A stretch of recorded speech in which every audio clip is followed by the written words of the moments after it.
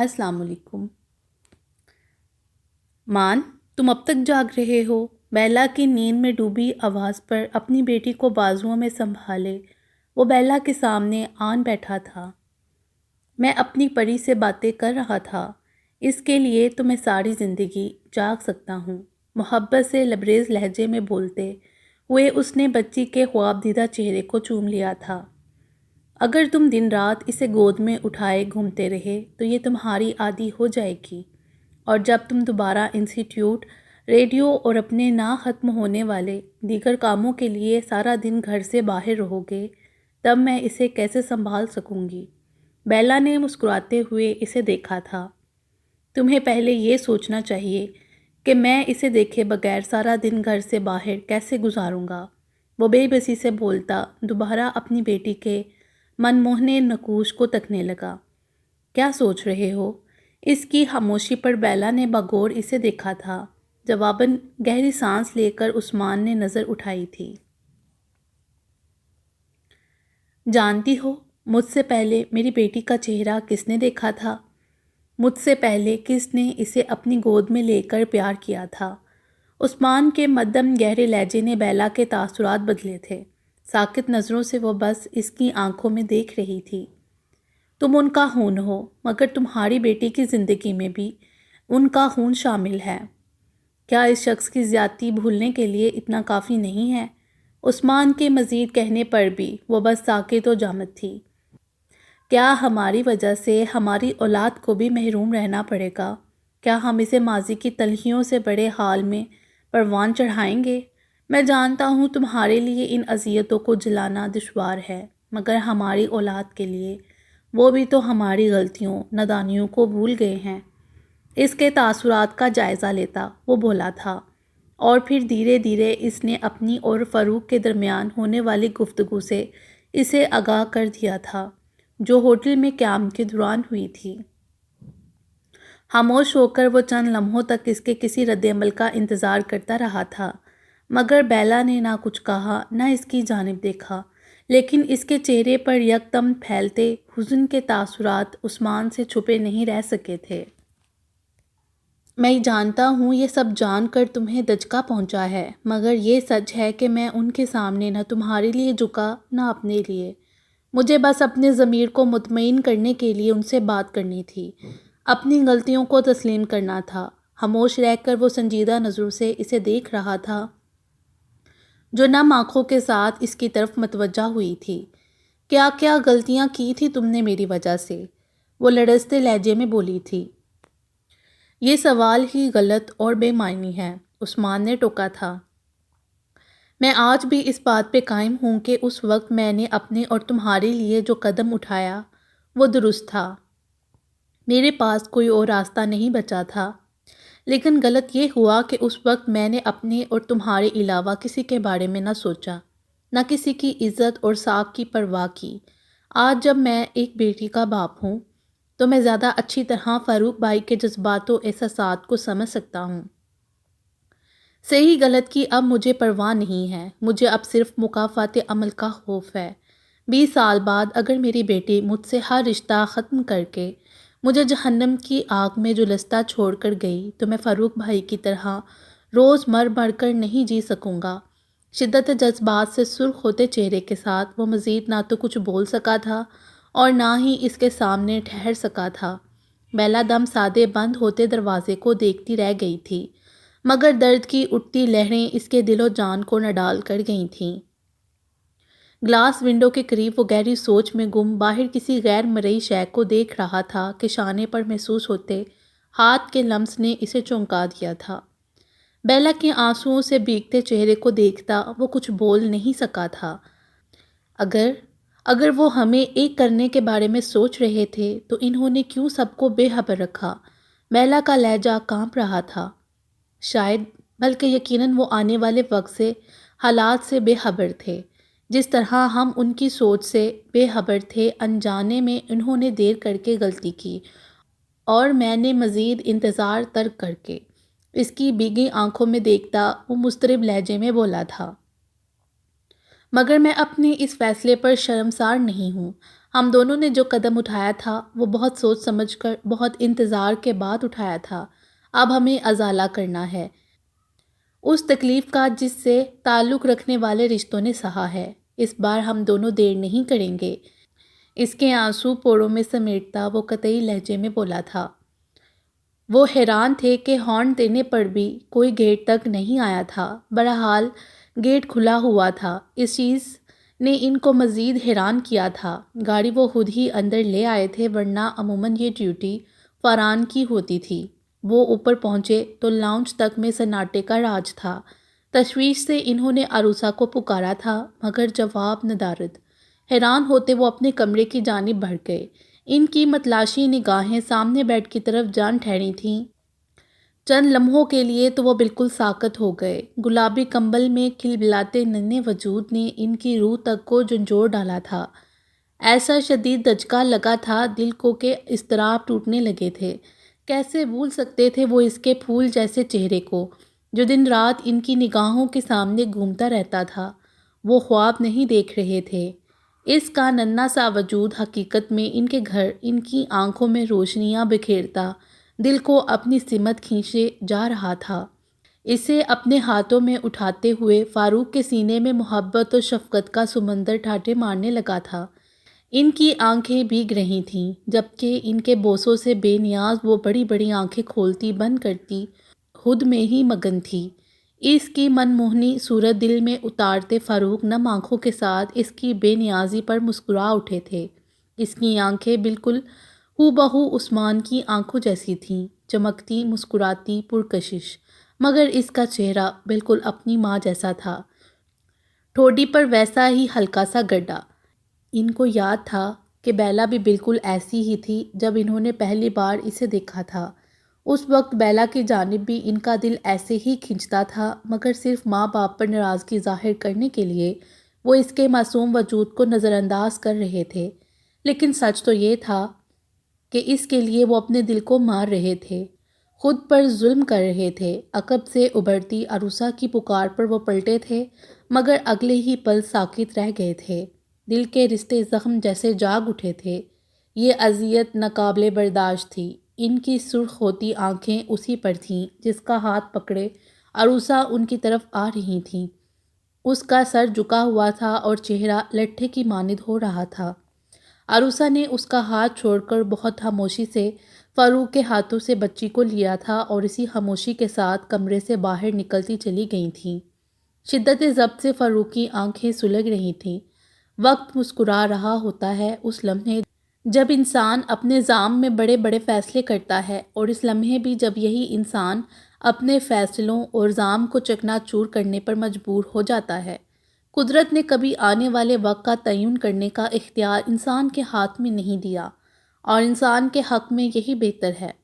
ایک وقت تھا جب وہ اسے اپنے گھر کی چھت تلے آنے کے اختیار سے بھی محروم کر چکے تھے، اور ایک وقت یہ تھا کہ وہ آج اچانک اسی گھر میں ان کے سامنے موجود تھی۔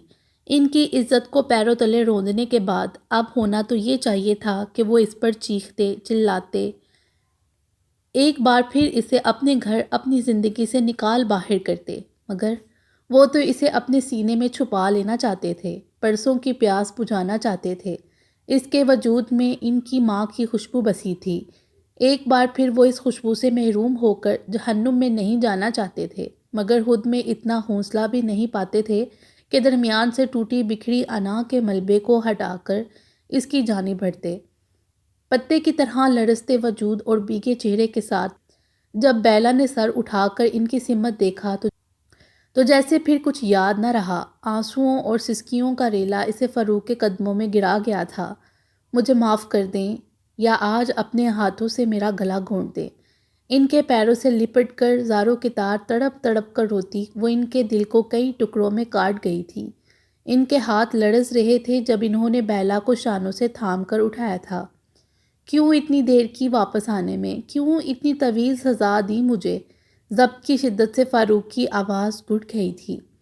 میں نے آپ کا سر ساری دنیا کے سامنے جھکایا تھا، کس طرح سامنا کرتی آپ کا؟ وہ بمشکل سسکیوں کے درمیان بولی تھی۔ ہر چیز کا ذمہ دار میں ہوں، مگر جب تم نے ہر رشتہ ہی ختم کر دیا تو کیا کرتا اس دنیا کی پرواہ کر کے؟ کسی کا کیا گیا؟ اپنی سلگائی آگ میں تو اب تک میں ہی جلتا رہا ہوں۔ میں غلط تھا، کبھی تمہیں یہ نہیں سمجھا سکا کہ تم میرے لیے میری اولاد سے بڑھ کر ہو۔ تم اور عثمان میرے لیے میرے بچوں سے پہلے ہو۔ تم نے مجھے یہ یقین کرنے پر مجبور کر دیا تھا کہ تم مجھ سے نفرت کرتی ہو۔ دل کی اذیت فاروق کی آنکھوں سے بہنے لگی تھی۔ میرے ماں باپ آپ میں زندہ ہیں، مجھے زندہ رہنے کے لیے آپ کے سہارے، آپ کی محبت کی ضرورت رہی ہے۔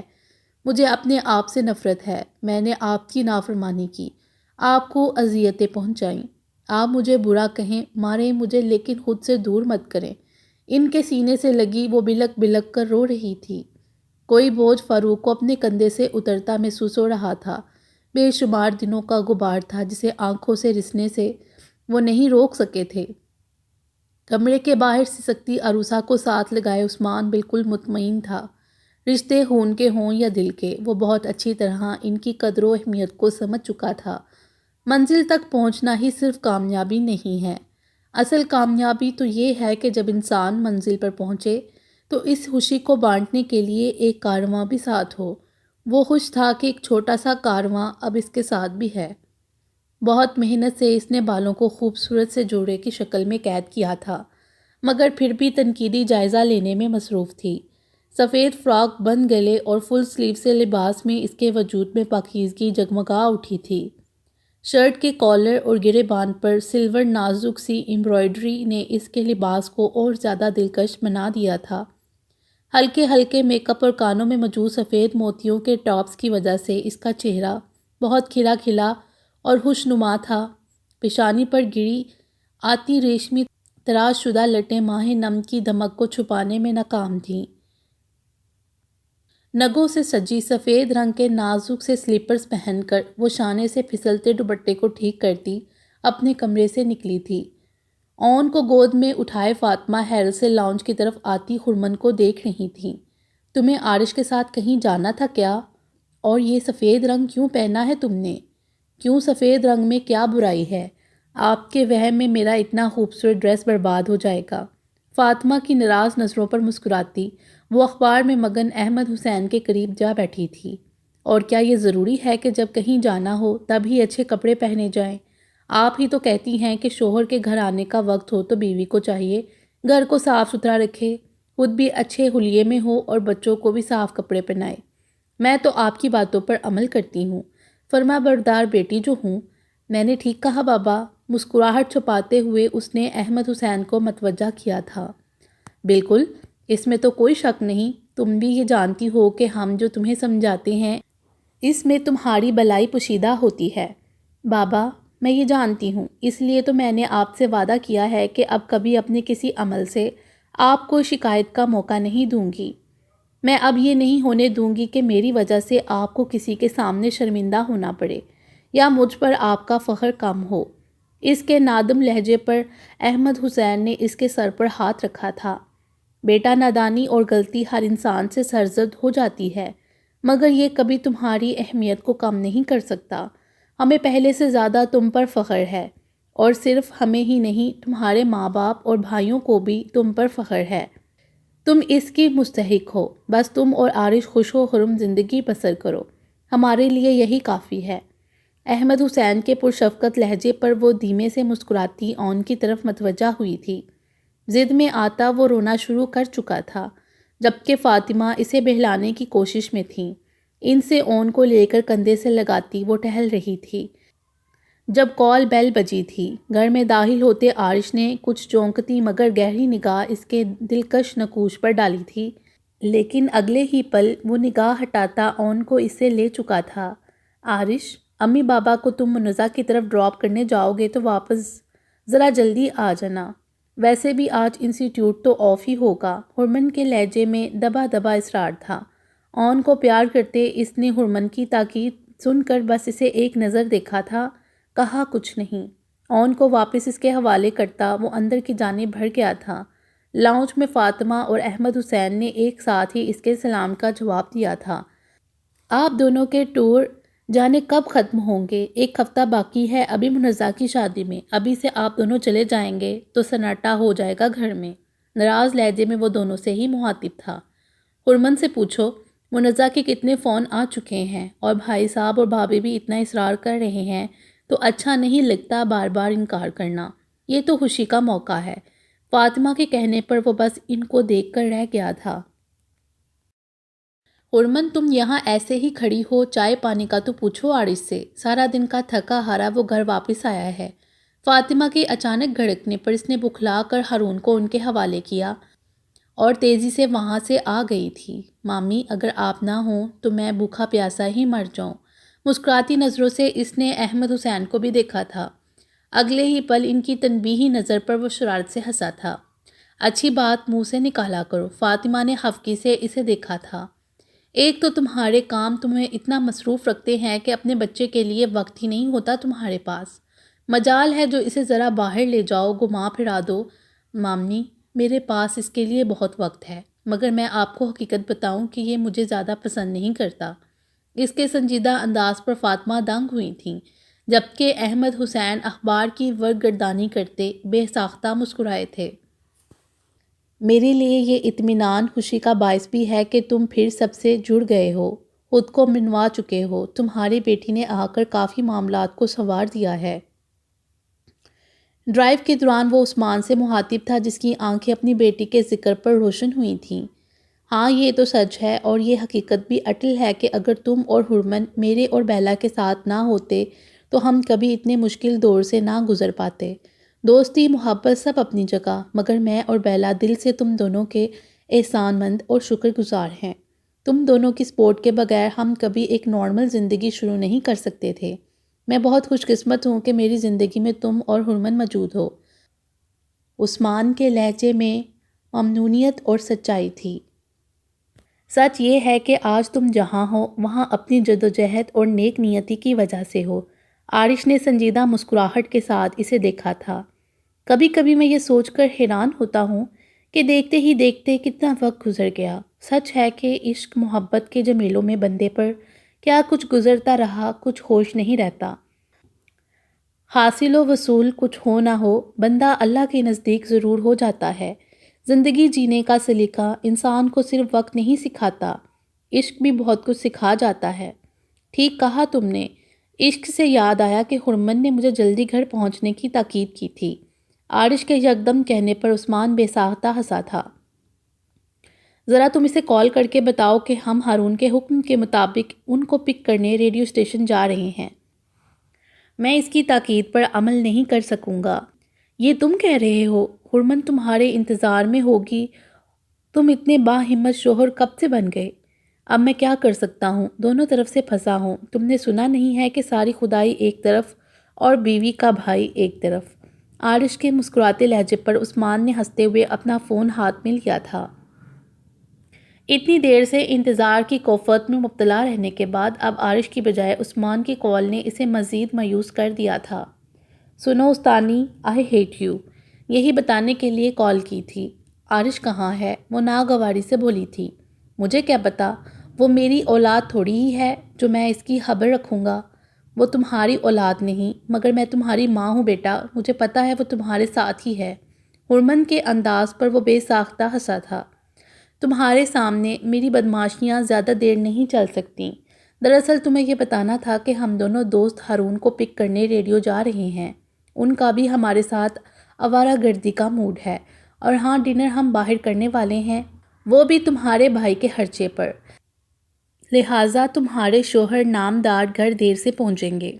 مگر تمہیں قسم ہے وہ جب گھر پہنچے اس کے 14 طبق روشن کر دینا۔ 14 طبق روشن تو تم کرتی ہی رہتی ہو، تمہاری بک بک ختم نہیں ہوگی، جہاں جانا ہے جاؤ، مگر اپنے دوست کو یاد دلا دینا کہ اس کا ایک گھر بھی موجود ہے۔ مگر اس گھر میں تم بھی تو موجود ہو، وہ یہ کیسے بھولے؟ جہنم میں جاؤ۔ اس کے ڈٹائی سے کہنے پر بھڑکتی وہ لائن ڈسکنیکٹ کر گئی تھی۔ بیزاری کے ساتھ وہ اون کو اٹھائے ٹی وی کے سامنے آن بیٹھی تھی۔ سارا پروگرام غارت ہو گیا تھا۔ اس کا مکمل ارادہ تھا کہ آج عارش کے ساتھ وہ باہر جائے گی۔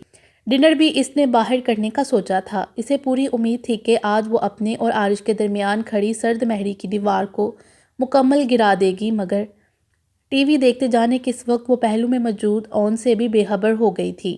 پتہ نہیں کتنا وقت گزرا جب یکدم اس کی نیند ٹوٹی تھی۔ فوراً ہی اٹھتے ہوئے پہلی نگاہ لاؤنج میں آتے عارش کی سمت گئی تھی۔ غالباً وہ اسی وقت ہی گھر واپس آیا تھا۔ باہر وقت گزارنے کا پتہ ہی نہیں چلا۔ میں ابھی ہارون کو گھر ڈراپ کرتا یہاں آیا ہوں۔ سوئے ہوئے اون کو صوفے سے اٹھاتا وہ اسے بتا رہا تھا، جو بوجھل آنکھیں سے ہلاتی صوفے سے اٹھ رہی تھی۔ تمہاری چاکلیٹس فریج میں رکھی ہیں، جس قدر مان سے بچ سکی تھیں۔ اسے خاموشی سے وہاں سے جاتا دیکھ کر عارش نے یہ بتایا تھا۔ ٹھیک ہے، رکے بغیر اتنا ہی کہتی وہ وہاں سے گئی تھی، جبکہ عارش اون کو سنبھالے بیڈ روم کی طرف بڑھ گیا تھا۔ پانی گلاس میں انڈیلتی وہ ایک پل کے لیے کچن میں آتے عارش کی طرف متوجہ ہوئی تھی۔ تم نے کھانا کھایا؟ نہیں، بھوک نہیں ہے۔ تمہاری طبیعت بہتر ہے؟ بغور عارش نے اسے دیکھا تھا، جو کوئی جواب دیے بغیر فریج کی سمت گئی تھی۔ اگر تمہیں میرے ساتھ کہیں جانا تھا تو ہم کل جا سکتی ہیں۔ نہیں، مجھے کہیں نہیں جانا تھا۔ پھر تم نے مجھے جلدی آنے کے لیے کیوں کہا تھا؟ عارش نے حیرت سے اسے دیکھا تھا۔ یہ سوال کرنے کا اب کوئی فائدہ نہیں، اس لیے رہنے دو، سرد لہجے میں بولتی وہ کچن سے نکل گئی تھی۔ بیڈ روم میں داخل ہوتا وہ ایک پل کے لیے اس کی طرف متوجہ ہوا تھا، جو نیند میں ڈسٹرب ہوتے اون کو تھپک رہی تھی۔ رسٹ واچ کھولتا وہ ڈریسنگ پر رکھے ایک پیکٹ کو اٹھاتا پلٹ کر سوالیہ نظروں سے ہرمن کو دیکھنے لگا تھا، جو بالوں کو ہاتھوں سے سمیٹتی اسی جانب آ رہی تھی۔ یہ گفٹ ہے، وہی کیمرہ جو عثمان کے لیے برہان بھائی نے بھیجا تھا۔ شاید ان کو عثمان نے بتا دیا تھا کہ مجھے وہ کیمرہ بہت پسند آ گیا تھا، اور یہ جاننے کے بعد انہوں نے توفتاً تمہیں یہ کیمرہ بھیج دیا۔ سرد لہجے میں بولتا وہ پیکٹ واپس ڈریسنگ پر رکھ چکا تھا۔ کہنا کیا چاہتی ہو تم؟ ہرمن کا لہجہ اسپاٹ تھا۔ مجھے کچھ نہیں کہنا اب تم سے، سرد نظروں سے اس نے ہرمن کو دیکھا تھا۔ عارش، تم جانتے ہو کہ برہان بھائی نے کبھی بھی اس طرح تحفے نہیں بھیجے ہیں۔ یہ تحفہ ان کی بیوی کی طرف سے آیا ہے ہماری ویڈنگ اینیورسری کے لیے، جسے گزرے کئی دن ہو چکے ہیں، مگر تمہیں وہ دن کیوں یاد رہے گا؟ وہ تو ہماری زندگی کا سب سے بھیانک دن تھا، سرخ چہرے کے ساتھ بولتی وہ تیز قدموں کے ساتھ دروازے کی سمت بڑھ گئی تھی، مگر پھر یکدم رک کر پلٹی تھی۔ تمہیں شرم آنی چاہیے، ان کے لیے دل میں بغض رکھتے ہوئے وہ بھڑک کر بولی تھی۔ تمہیں جو کہنا ہے کہو، مگر میں یہ نہیں بھول سکتا کہ وہ تمہیں اپنی زندگی میں شامل کرنے کے لیے تیار تھا۔ عارش کا لہجہ بھی غصیلا تھا۔ وہ ان کے ماں باپ کا فیصلہ تھا، ان کا نہیں۔ وہی ایسا نہ سوچتے تو مجھے تانے سننے نہ پڑتے تمہارے۔ شدید اذیت سے ہرمن کا لہجہ بڑھ گیا تھا۔ سرائد سے پلٹ کر وہ باہر نکل گئی تھی۔ عارش کے سامنے وہ اسی طرح بھی خود کو کمزور ظاہر نہیں کرنا چاہتی تھی۔ ٹیرس پر پھیلی تاریکی میں وہ کبوتروں کے پنجرے کے قریب کھڑی خود کو مکمل پرسکون رکھنے کی کوشش کر رہی تھی۔ تب ہی اسے عقب میں آہٹ کا احساس ہوا، مگر وہ لا تعلق رہی تھی۔ میں نے تمہیں کوئی تانا نہیں دیا ہرمن، میں بس تمہارے لیے پوزیسو ہوں۔ میں کوشش کروں گا کہ آئندہ اس طرح تمہاری دل آزاری نہ کروں۔ اس کے بجھے لہجے پر ہرمن نے نہ کچھ کہا، نہ ہی پلٹ کر اسے دیکھا تھا۔ کیا واقعی تمہیں یقین ہے کہ میں اس دن کو بھول سکتا ہوں جب تمہاری صورت میں ساری کائنات میری باہوں میں آ گئی تھی؟ اس کی مدھم آواز بہت قریب سے ابھری تھی، اتنا قریب کہ اس کی سانسیں ہرمن کو اپنے بالوں پر محسوس ہوئی تھیں۔ دھیرے سے عارش نے اس کا سر اپنی طرف کیا تھا۔ تاریکی اس قدر بھی نہ تھی کہ وہ اس کی بھیگی پلکوں اور حزن میں ڈوبے چہرے کو دیکھ نہ سکتا۔ میں اس دن کو کسی اچھے وقت میں تمہارے ساتھ سیلیبریٹ کرنا چاہتا تھا۔ مجھے اس وقت کا انتظار ہے، اس کا چہرہ آنکھوں کے پیالے میں بھرتا وہ بولا تھا۔ مجھے معاف کر دینا، کیونکہ چاہتے ہوئے بھی میں جان بوجھ کر جلدی نہیں آنا چاہتا تھا۔ یہ وہ دن نہیں تھا جس میں مجھے دوبارہ تمہاری محبت میں مبتلا ہونا ہے۔ وہ گمبھیر لہجے میں اس سے مخاطب تھا، جو نگاہ اٹھا کر اسے دیکھنے سے بھی گریز کر رہی تھی۔ عارش نے چاہا تھا کہ اس کی پلکوں پر ٹھہری نمی لبوں میں سمیٹ کر اس کے ہونٹوں پر منتقل کر ڈالے، مگر وہ جس سرعت سے اس کی گرفت سے نکل گئی تھی، اسی تیزی سے عارش نے اس کا ہاتھ تھام کر واپس اپنے سامنے کیا تھا۔ ہلکا سا لڑکھڑاتے ہوئے اس کی پشت پنجرے کی دیوار سے جا لگی تھی۔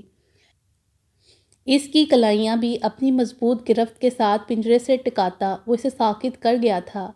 تم زخم لگاتی ہو لیکن مسیحا ہو، میں غلطیاں کرتا ہوں لیکن تمہارا وفادار ہوں، میرا دل تمہیں پوجتا ہے لیکن تم پتھر کا بت نہیں، تم بہت اچھی ہو مگر فرشتہ نہیں، میں گناہ کرتا ہوں لیکن شیطان کا پیروکار نہیں، میں تمہیں دکھ دیتا ہوں، مجھے حق ہے، کیونکہ میں چاہت بھی تو تمہیں بے شمار دیتا ہوں۔ اس کی جانب جھکا، وہ یک دم خاموش ہوا تھا کہ ہرمن چہرے کا رخ پھیر گئی تھی۔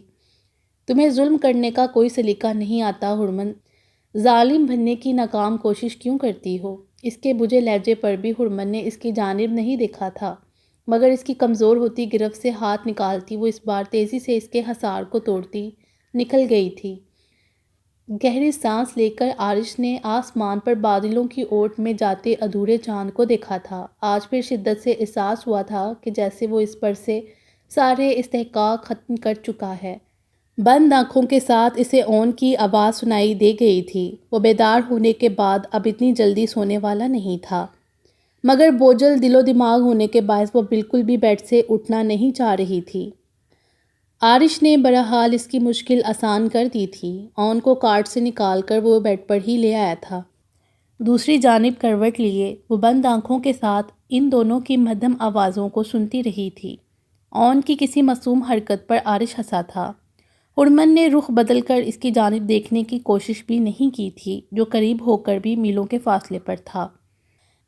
کبھی وہ اس کے دل کے سنگھاسن پر بڑے طمطراق سے براجمان ہوا کرتی تھی۔ وہ لمحے خواب ہو چکے تھے جب لمس کی تپش سے جسم و جان سلگتے تھے، سبک روان ندی کی مانند بہتی تھیں۔ غربتوں کے وہ لمحات جس میں چاہت کی الگ ہی زبان ہوا کرتی تھی، وہ لمحے وہ شدت سب دھندلا چکا تھا۔ اب تو ارد گرد بس عجیب خنکی تھی، جہاں نہ محبت کی پرکیف خدت تھی نہ زندگی کے آثار۔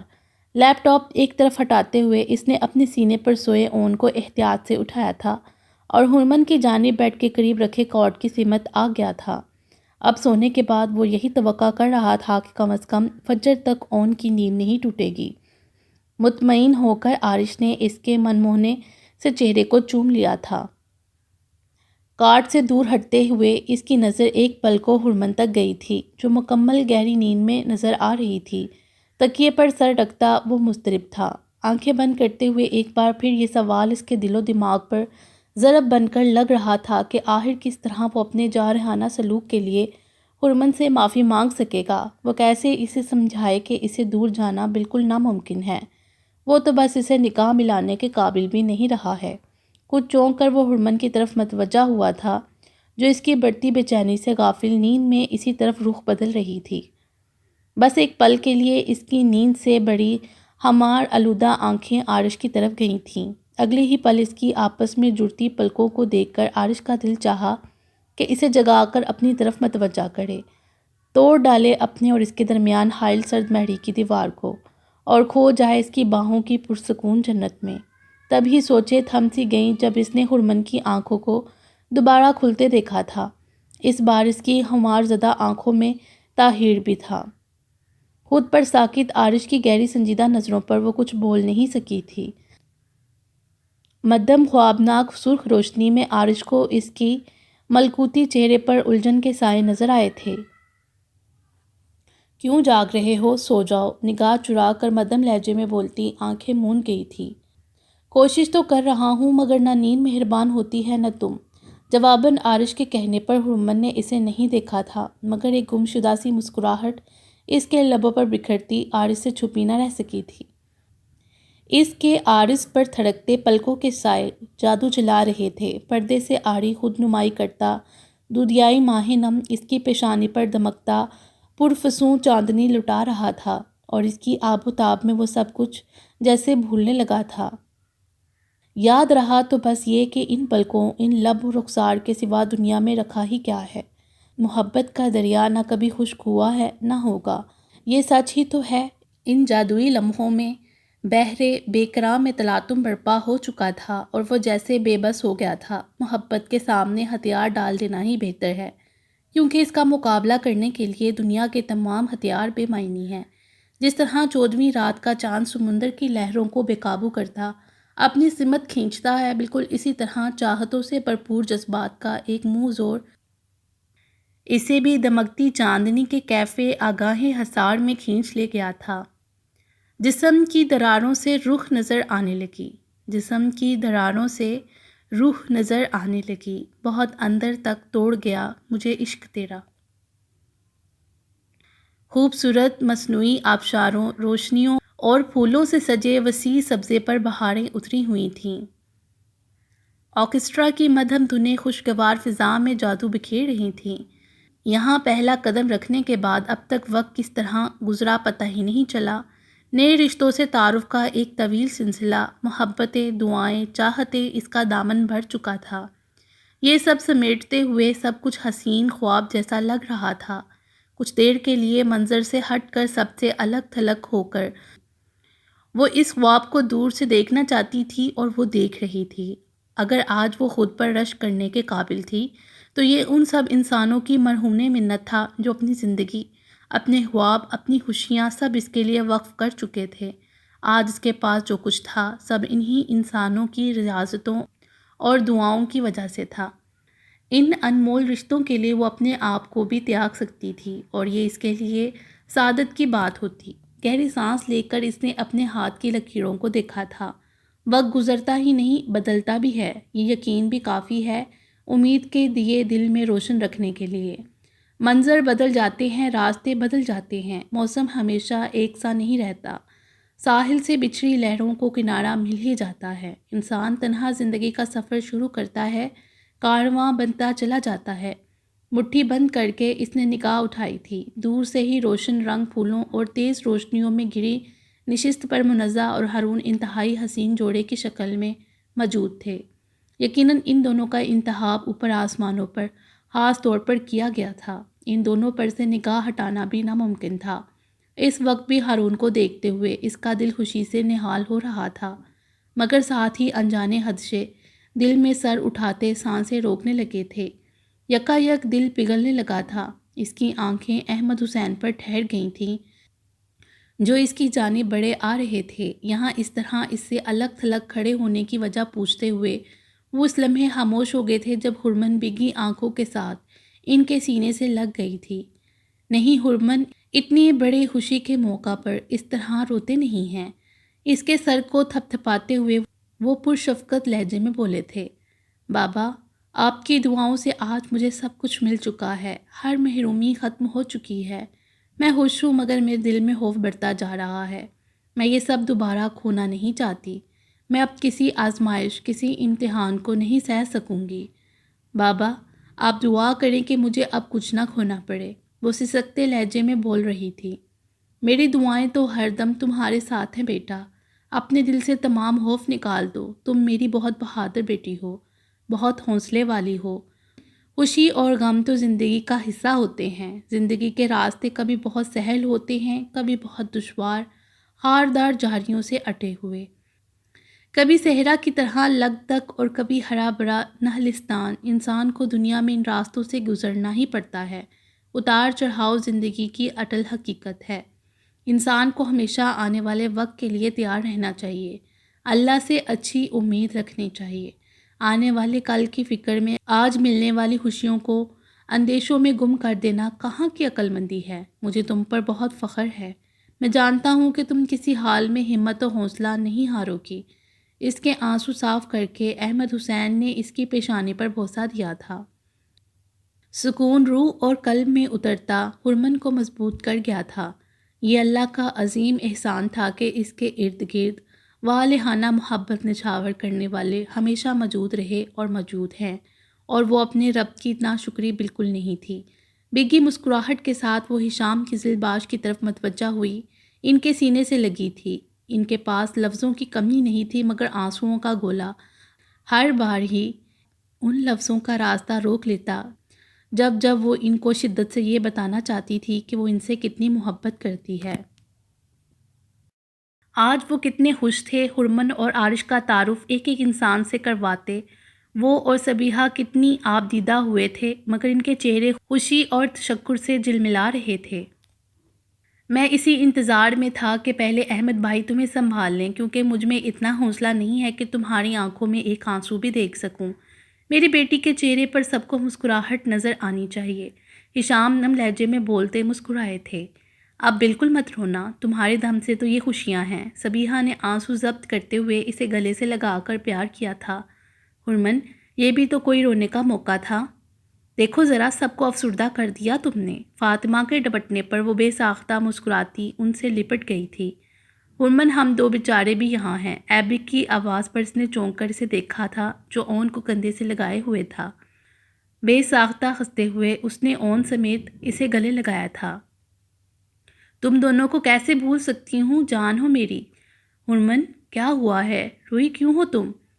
قریب آتے ہارون نے شدید تفتیش سے اسے دیکھا تھا، جبکہ ہارون کے ساتھ ہی موجود عارش کی نظروں نے بھی بغور اس کے روئے روئے چہرے کو دیکھا تھا۔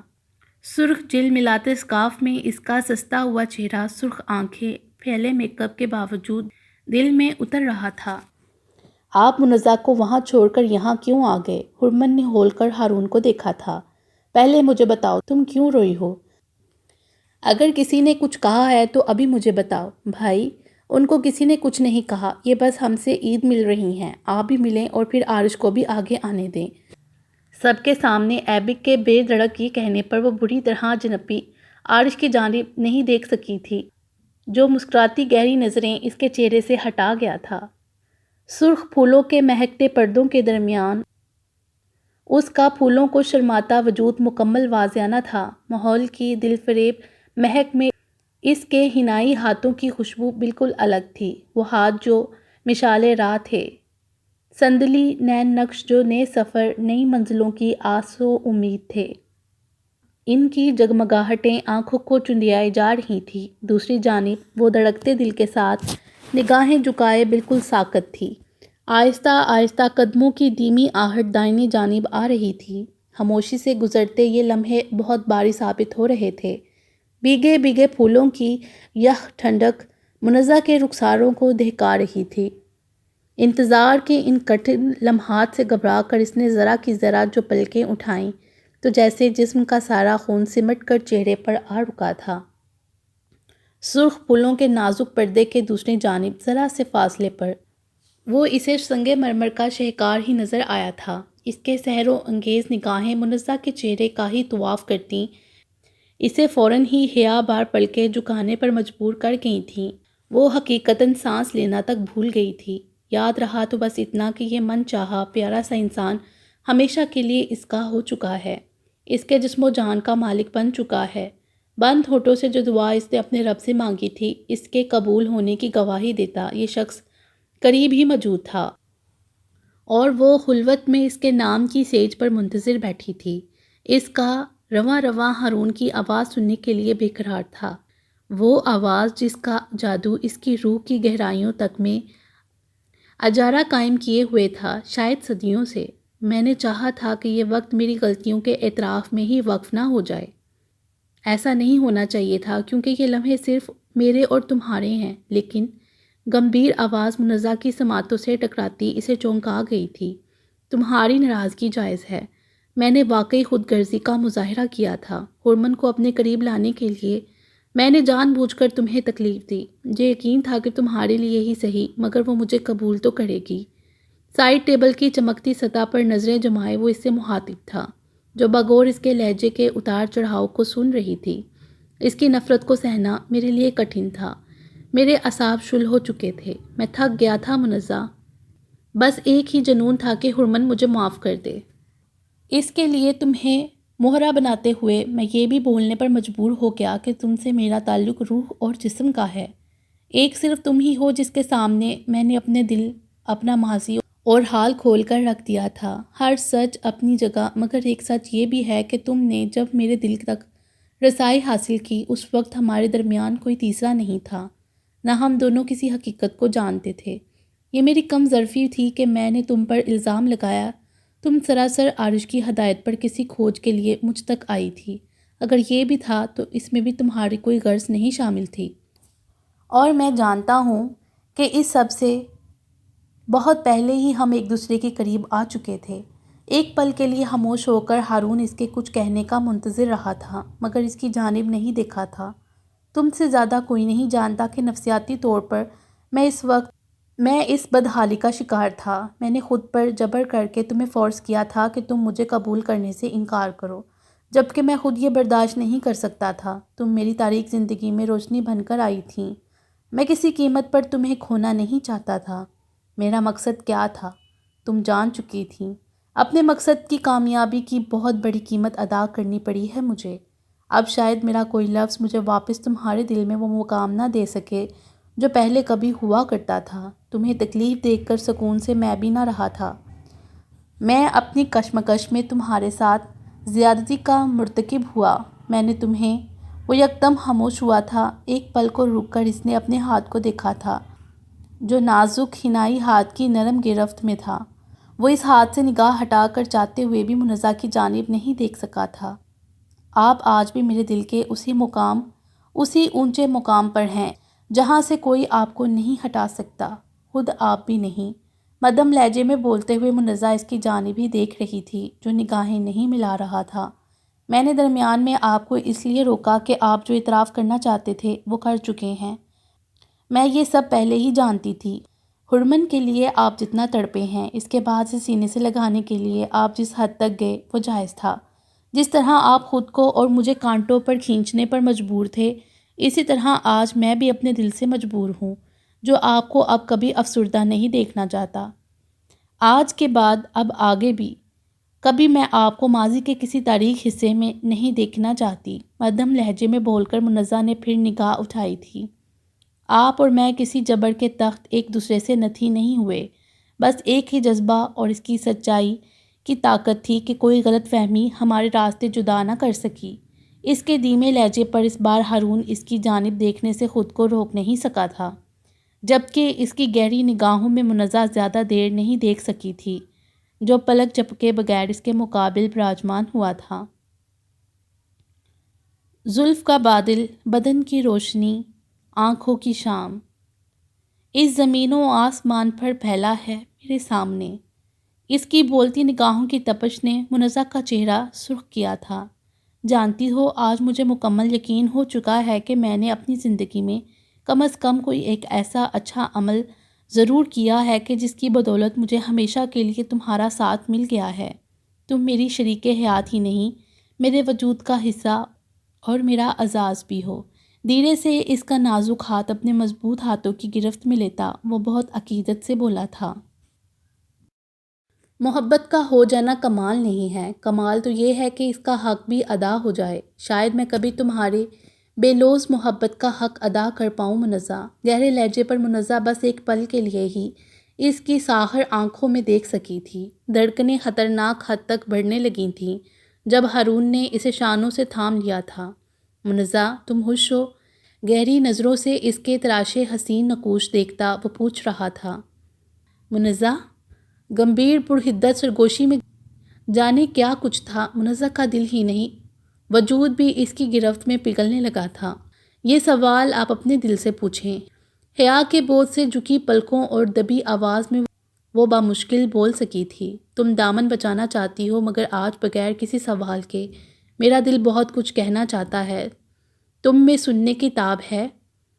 اس کے مسکراتے لہجے پر منزہ نے بے اختیار پلکیں اٹھائی تھیں، مگر اگلے ہی پل اس کی جگمگاتی و رفتہ نگاہوں پر شرم و حیا سے دوہری ہوتی ہاتھوں میں چہرہ چھپا گئی تھی۔ مگر ہارون کی نظروں سے خود کو نہیں، جو کھل کر مسکراتا اس کے انوکھے روپ سے لطف اندوز ہو رہا تھا۔